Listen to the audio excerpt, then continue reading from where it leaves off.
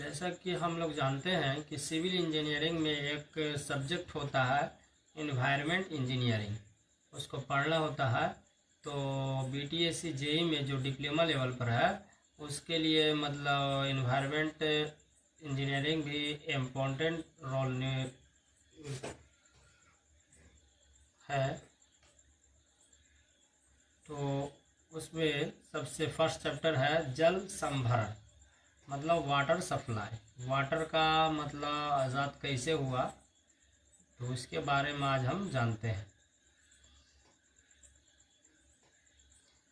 परिचय, इंट्रोडक्शन। जैसे प्रारंभिक काल में मानव इतना सब नहीं था, उसकी रहने खाने पीने पहनने इत्यादि की सब आदतें आज की तरह सब नहीं थी। लोग अपना अस्थायी निवास बनाकर नहीं रहते थे। जंगल में शिकार या जंगल के फल इत्यादि को ही वह अपना आहार बनाते थे। भोजन की तलाश में वे एक जगह से दूसरी जगह घूमते फिरते रहते थे। इससे गांव या शहरों का निर्माण नहीं हुआ। बाद में अपने आप को जंगली जानवरों से सुरक्षित न समझने के कारण लोग सामूहिक रूप में घूमने फिरने लगे। ज्यों-ज्यों इनमें सभ्यता आती गई, लोगों के झुंड एक जगह अपना घर बनाकर अस्थायी रूप से रहने लगे। सुबह होते ही लोग भोजन की तलाश में जंगलों में निकल जाते और शाम को वापस अपने अपने घरों को लौट आते। इस तरह गांवों का निर्माण हुआ। सभ्यता के साथ साथ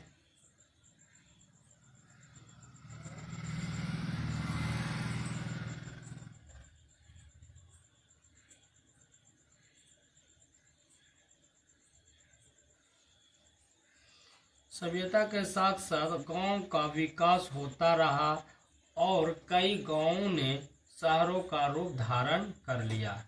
इन गांव व शहरों का निर्माण नदियों, तालाबों व बड़ी बड़ी झीलों के किनारों पर ही हुआ, क्योंकि यहाँ पानी आसानी से उपलब्ध हो जाता था। लोग इतना तो जानते थे कि जीवन के लिए पानी आवश्यक है, लेकिन पानी की स्वच्छता की महानता का उन्हें कोई ज्ञान नहीं था। मानव व जानवर सब एक ही तालाब का पानी पीते थे। इससे भयंकर बीमारियां अक्सर फैल जाया करती थी और हजारों लाखों लोग का जीवन खतरे में पड़ जाता था। औद्योगिक क्रांति से पहले कई छोटे मोटे शहरों की स्थापना हो चुकी थी और पानी की स्वच्छता की महानता को भी समझा जाने लगा था। औद्योगिक क्रांति के बाद ही वास्तव में शहरों की जल संभरण एवं निकास प्रणालियों की आवश्यकता महसूस की जाने लगी। शहरों में नए नए कल कारखाने स्थापित हुए और शहरों में जनता का जमाव बड़ी तेजी से बढ़ने लगा। जनसंख्या के जमाव के बढ़ने के कारण शहरों की जल संभरण एवं सीवरेज जैसी समस्याएं बड़ी विकराल रूप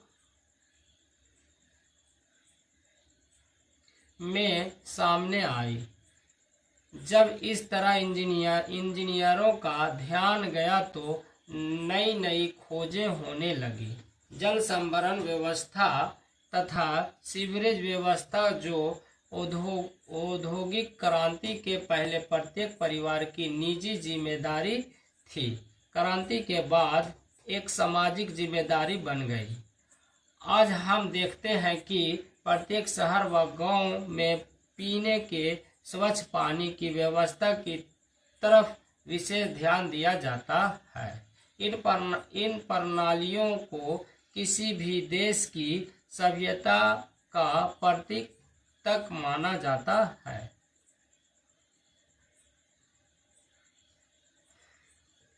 लगभग 315 बीसी में आपस क्लाइडस ने रोम को पानी उपलब्ध कराने के लिए 17 किलोमीटर लंबा एक्वाडक्ट बनाया था।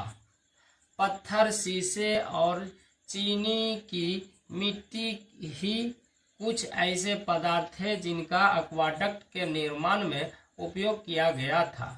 फ्रांस, जनवरी इत्यादि में भी रोमन लोगों ने कई महत्वपूर्ण कार्य किए थे। मध्य युग में रोमन साम्राज्य के पतन के साथ ही जल संभरण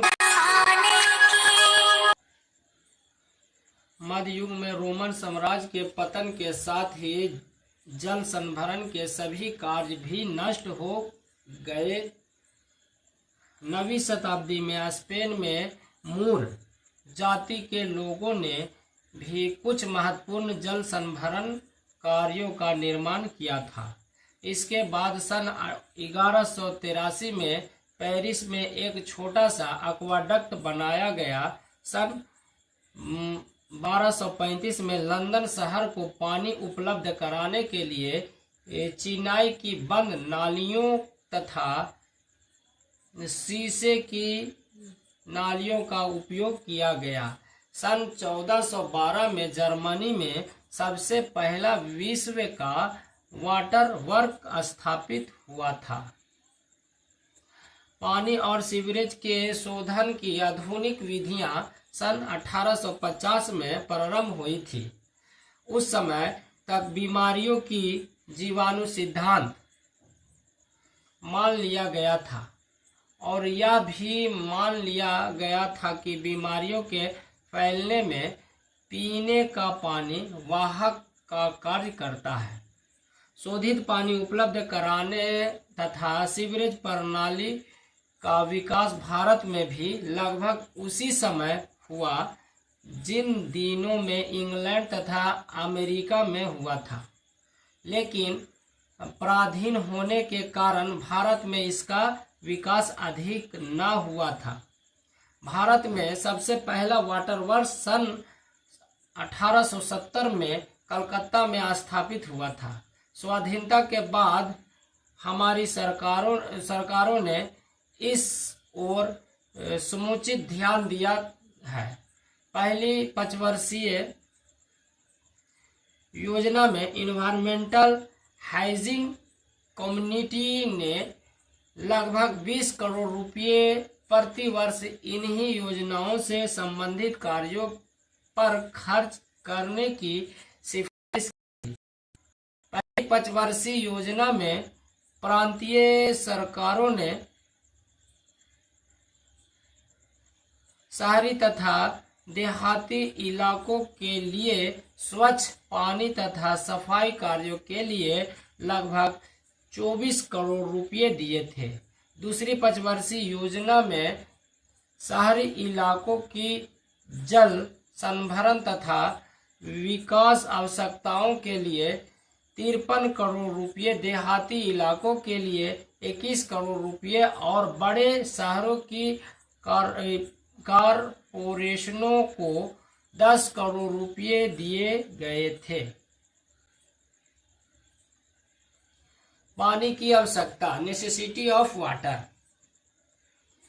जीवित रहने के लिए पानी, हवा, खाना तथा रहने के लिए उचित मकान आवश्यक है, लेकिन सबसे अधिक महत्व पानी का है। किसी ने कहा है कि संसार में सबसे आवश्यक 2 चीजें हैं, हवा तथा पानी। बिना खाने के कुछ दिनों तक जीवित रहा जा सकता है, लेकिन हवा तथा पानी के बिना अधिक देर तक मानव जीवित नहीं रह सकता। पानी निम्नलिखित कार्यों में उपयोग में लाया जाता है। फर्स्ट में पीने तथा भोजन बनाने के लिए, नहाने तथा कपड़े धोने के लिए, बगीचे, लॉन इत्यादि को सींचने के लिए, फसलें उगाने के लिए या दूसरे शब्दों में वनस्पति के लिए, शहर की सड़कें धोने के लिए, आग बुझाने के लिए, वातानुकूलन के लिए, औद्योगिक संस्थानों में विभिन्न क्रियाओं के लिए इत्यादि। पुराने जमाने में मानव पानी का प्रयोग पीने, नहाने, भोजन पकाने इत्यादि में ही करता था, लेकिन सभ्यता में सुधार से मानव की पानी की आवश्यकताएं बहुत बढ़ गई है। आजकल तो किसी शहर में जब तक कोई सुव्यवस्थित जल संभरण प्रणाली न हो, दैनिक जीवन चलना असंभव हो जाता है। जल संभरण तथा सीवरेज प्रणालियों का अभिकल्पन, स्थापन तथा अनुरक्षण सिविल इंजीनियरिंग की देखरेख में होता है। सिविल इंजीनियरिंग को हाइड्रोलिक्स का तथा जल संभरण संबंधित कार्यों का अच्छा ज्ञान होता है। यही कारण है कि यह कार्य सिविल इंजीनियर की देखरेख में रहते हैं। जल संभरण इंजीनियरिंग की कुछ मूल आवश्यकताएं। Essential of water supply engineering. जल संभरण इंजीनियरिंग की सबसे महत्वपूर्ण आवश्यकता पानी के स्रोत का चयन करना है। पानी का स्रोत ऐसा होना चाहिए जहां से पानी की आवश्यक मात्रा संपूर्ण वर्ष मिलती रहे। इसके साथ साथ पानी का स्रोत ऐसा होना चाहिए जिसका पानी साफ हो। स्रोत के चयन के बाद दूसरा चरण इनटेक कार्य होता है। स्रोत से वाटर वर्क्स के शोध संयंत्र तक पानी लाने के लिए इनटेक कार्य बनाए जाते हैं। तीसरे चरण में वाटर वर्क्स के शोधन संयंत्र में विभिन्न क्रियाओं द्वारा पानी साफ किया जाता है और साफ किया हुआ पानी भूमिगत कुंडों में इकट्ठा कर दिया जाता है, जहां से पंप करके पाइपों के माध्यम से जनता तक पहुंचाया जाता है। पानी की उपचार क्रियाएं पानी में उपस्थित अशुद्धियों पर निर्भर करती है। जल संभरण की विभिन्न क्रियाओं का बहाव चित्र नीचे दिखाया हुआ है। पानी का स्रोत, इनटेक, शोधशाला, वितरण, वेस्ट पानी, प्रशासन, एडमिनिस्ट्रेशन। जल संभरण तथा सीवरेज व्यवस्था दोनों की सार्वजनिक व्यवस्था विभाग के अंतर्गत आ जाते हैं।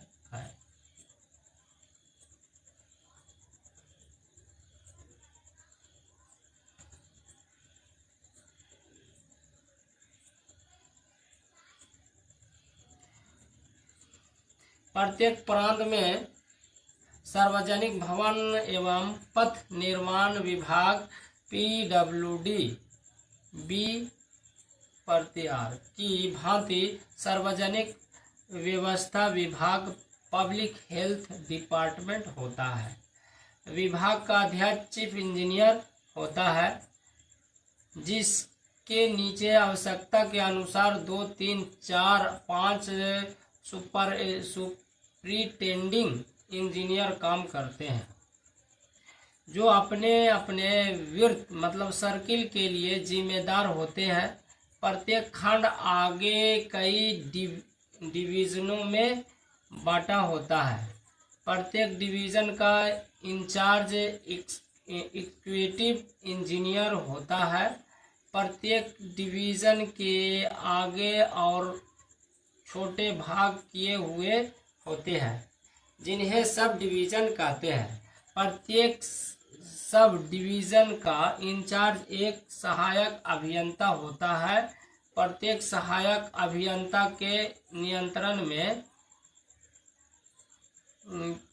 3-4 वशियर होते हैं। छोटे प्रांत में कई बार यह विभाग सार्वजनिक भवन एवं सड़क निर्माण विभाग PWD का ही एक अंग होता है।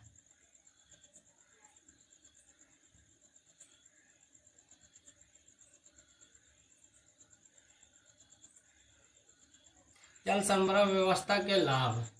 जल संभरण व्यवस्था के निम्न लाभ होते हैं। स्वच्छ पानी पीने को मिलता है, जिससे बीमारियां नहीं फैलती और लोगों का स्वास्थ्य ठीक रहता। पीने के लिए ताज़ा पानी मिलता। कारखानों इत्यादि को अपने उपयोग के पानी के लिए अलग प्लांट स्थापित नहीं करने पड़ते। घर की सफाई ठीक बनी रहती है। पानी वाली टट्टियों जैसे व्यवस्था जल संभरण प्रणाली में ही संभव है। बहुत से लोगों को मजदूरी रोजगार मिलती है। जल संभरण की लाइनों के लिए आवश्यक पाइप तथा दूसरे साज सामान का व्यवसाय चलता है। जल संभरण पद्धति के लिए प्रारंभिक अन्वेषण।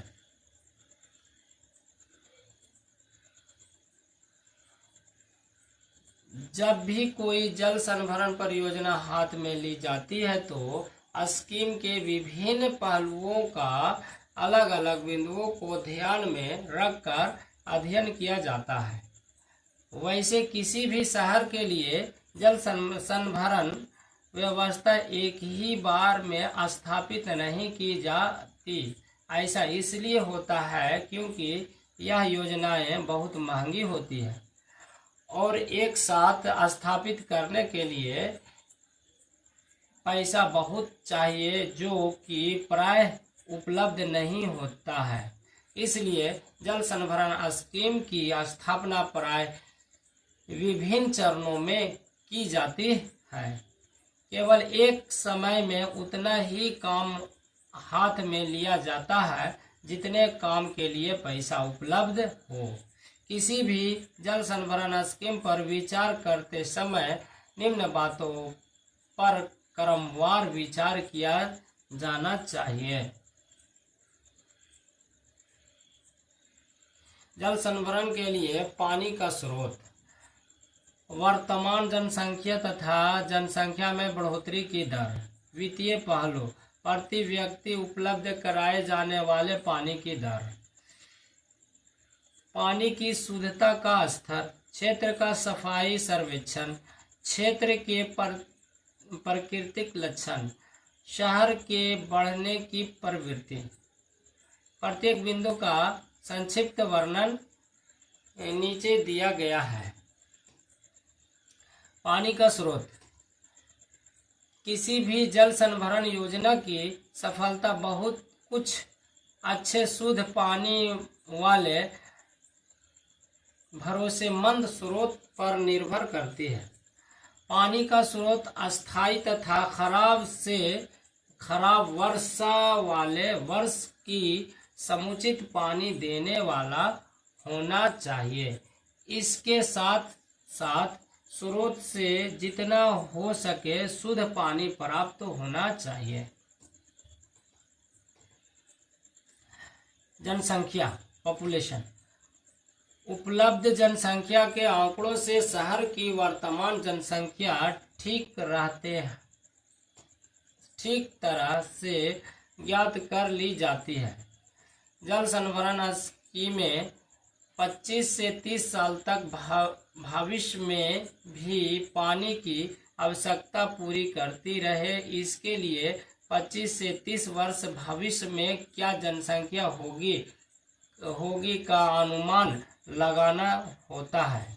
इसके अलावा शहर में लगने वाले उद्योगों, आग बुझाने जैसी आवश्यकताओं के लिए भी पानी का प्रावधान जल संभरण व्यवस्था में रखा जाता है। वित्तीय पहलू,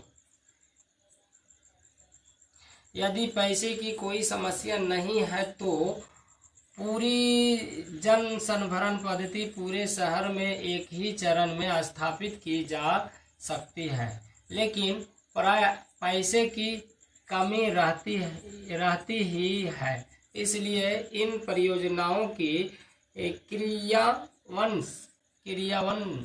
2-3 चरणों में होता है। कुछ भी हो, यह प्रयास किया जाना चाहिए कि स्कीम सबसे सस्ती सिद्ध हो। प्रति व्यक्ति पानी की दर, जैसा कि हमें ज्ञात है, पानी बहुत से काम आता है। घरेलू कार्यों, उद्योगों, आग बुझाने तथा पार्कों में पानी के उपयोग तथा इसके अलावा भी कई उपयोग हो सकते हैं। सबको ध्यान में रखकर ही पानी की प्रति व्यक्ति दर निर्धारित करनी चाहिए। इस दर को जब जनसंख्या से गुणा कर देते हैं तो पानी की रोजाना की आवश्यकता ज्ञात हो जाती है।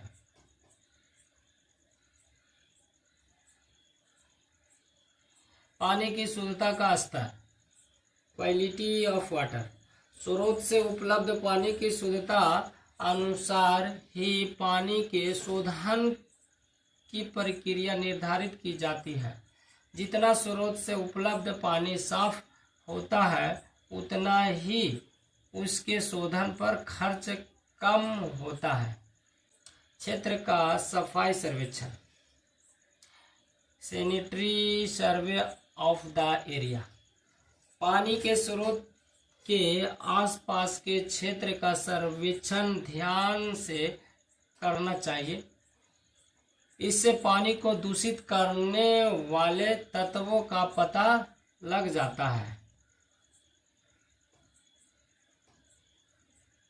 क्षेत्र की टोपोग्राफी ऑफ द एरिया, जल संभरण स्कीम स्थापित करने वाले क्षेत्र का विस्तृत नक्शा बना लेना चाहिए तथा उस पर निचले क्षेत्र, ऊंचे क्षेत्र, जनसंख्या की सघनता इत्यादि अंकित कर देनी चाहिए। दूसरे क्षेत्र के प्रत्येक भाग के लिए पानी की समुचित मात्रा उचित दाब पर पहुंचाने में मदद मिलती है। शहर के विस्तार की दशा, इसमें शहर किस दिशा में बढ़ रहा है ज्ञात किया जाता है। इससे यह लाभ होता है कि जिस दिशा में शहर अधिक बढ़ रहा है उस तरफ डलने वाली पानी की पाइपलाइनें अपेक्षाकृत बड़े माप की बिछाई जाती है।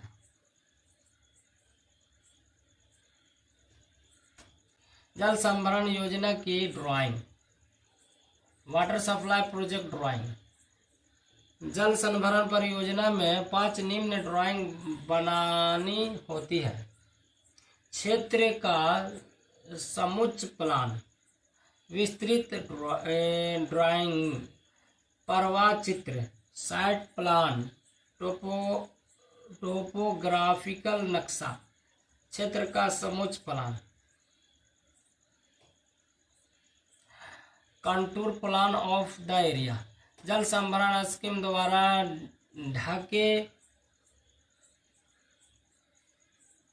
ढके जाने वाले संपूर्ण क्षेत्र का समुच्चय रेखा चित्र बनाया जाता है। इस प्लान में मुख्य लाइनों, ब्रांच लाइनों, वल्व्स इत्यादि की स्थितियां स्पष्ट रूप से अंकित कर दी जाती है। विस्तृत ड्राइंग है, मतलब डिटेल्ड ड्राइंग। मुख्य तथा ब्रांच पाइपलाइनों के विस्तृत अनुदैर्ध्य खंड बनाए जाते हैं, जिन पर पाइपलाइन का माप भूमि सतह से गहराई, मैनहोल की स्थितियां, पंपिंग स्टेशन की स्थितियां सब अंकित की होती है। प्रवाह चित्र, लाइन ड्राइंग, लाइन डायग्राम। जल संभरण की विभिन्न इकाइयां जो क्रमवार काम आती है का प्रवाह चित्र बना होना चाहिए। इससे यह ज्ञात होता है कि इस इकाई के बाद कौन सी इकाई लगानी है। साइट प्लान, साइट प्लान तथा समुच्चय प्लान प्रायः एक ही होते हैं। साइट प्लान में क्षेत्र में पड़ने वाले सभी लक्षण दर्शाए हुए होते हैं, जबकि समुच्चय प्लान में विभिन्न बिंदुओं की ऊंचाई दर्शाई हुई होती है। टोपोग्राफिकल नक्शा, यह नक्शा भी साइट प्लान जैसा ही होता है, जिसमें क्षेत्र की सड़कें, पानी के स्रोत, रेलवे लाइन, क्षेत्र की निकास नालियां, निचली जगह तथा ऊंची जगह सब अंकित की हुई होती है। जल संभरण स्कीम में निम्न उद्देश्यों के लिए ड्राइंग चाहिए। परियोजना पर होने वाले खर्च का अनुमान लगाने के लिए, परियोजना की प्रशासनिक अनुमति प्राप्त करने के लिए, परियोजना के विभिन्न चरणों संबंधित फैसला करने के लिए, परियोजना में लगे कर्मचारियों एवं अधिकारियों को निर्देश देने के लिए, परियोजना संबंधित रिपोर्ट उपयुक्त में दी गई ड्राइंगों के साथ एक विस्तृत रिपोर्ट देनी होती है, और तभी यह परियोजना प्रशासनिक स्वीकृति के लिए भेजी जाती है। विस्तृत रिपोर्ट में निम्न जानकारी दी होती है। स्कीम के लिए भूमि अवप्राप्ति, पाइपलाइनों का संरेखण तथा गहराई। वर्तमान में चालू जल संभरण व्यवस्था, परियोजना के वित्तीय पहलू, स्कीम से प्राप्त होने वाला राजस्व, वर्तमान में जनसंख्या तथा 2 से 3 दशकों बाद संभावित जनसंख्या का अनुमान। एक चैप्टर इतना ही है।